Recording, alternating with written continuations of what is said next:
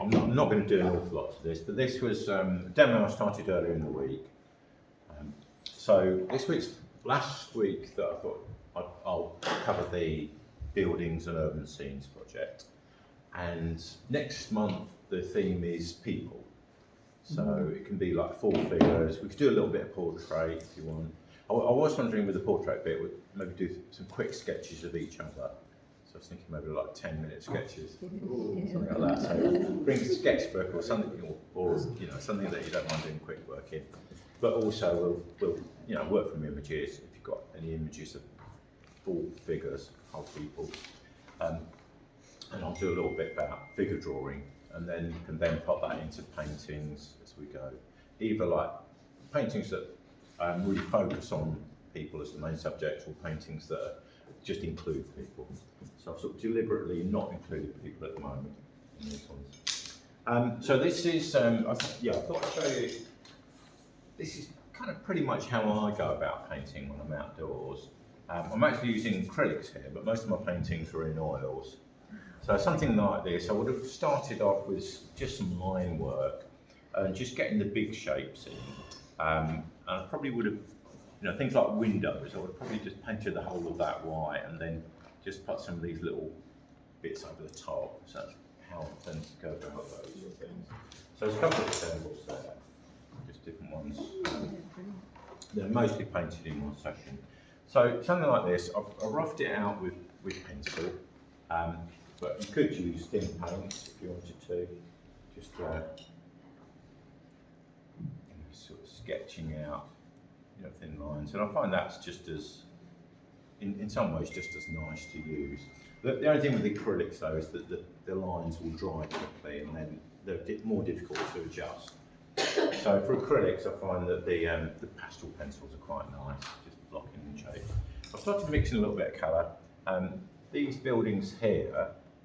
So the general approach is, you could either draw a window, like there's a little window there, I could either draw that in. Let's take that out of the plastic so you can see it a bit better.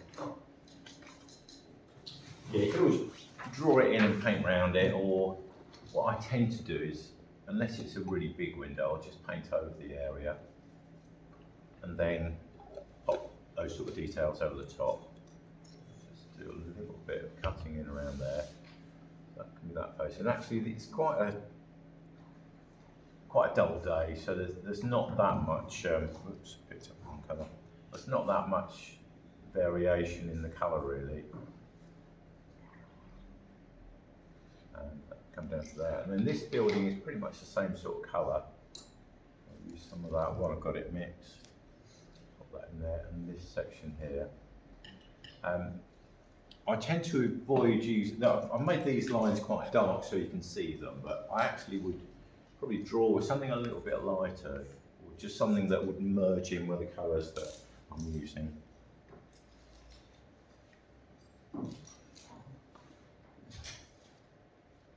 Work those in.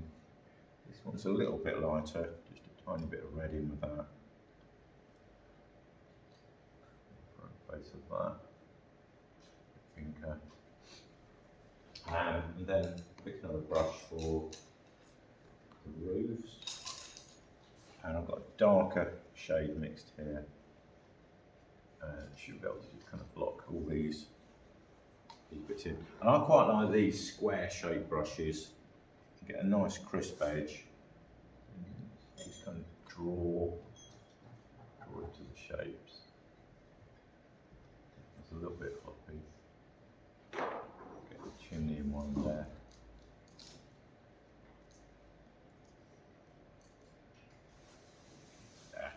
Looks good. Let's go for another one. Some have got shorter hairs and some longer. That last one was a bit too long. This gives me a bit more control. So you can very quickly kind of block shapes in. And once I've got these flat shapes in, I can then break them up a little bit.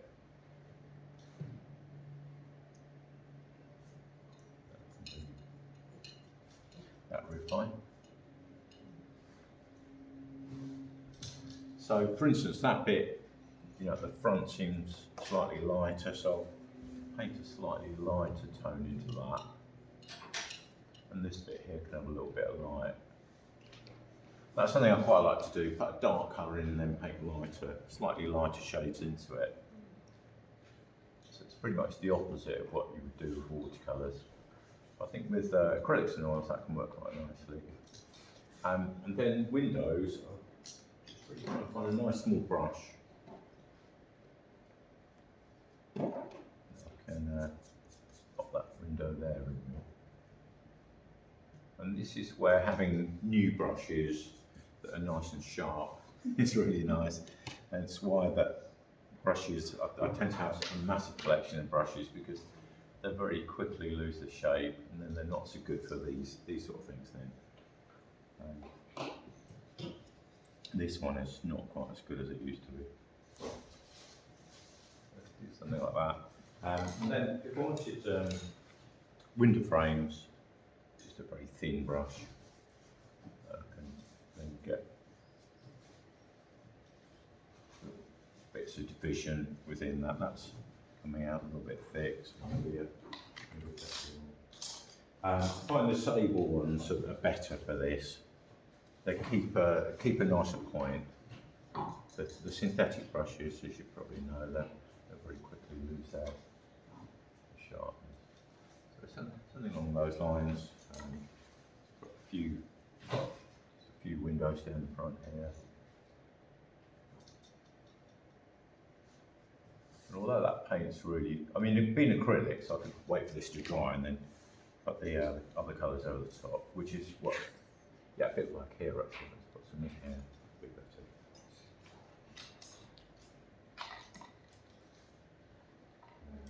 Brush, should get that in.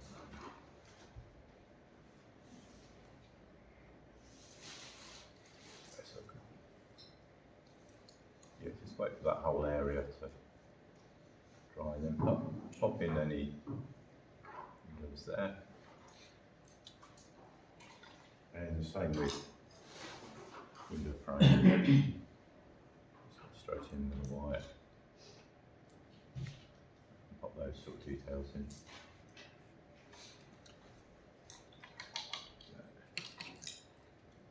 That do? Yeah. So yeah, it's basically cutting all the shapes down and then working into them. So I've got a couple of passes through.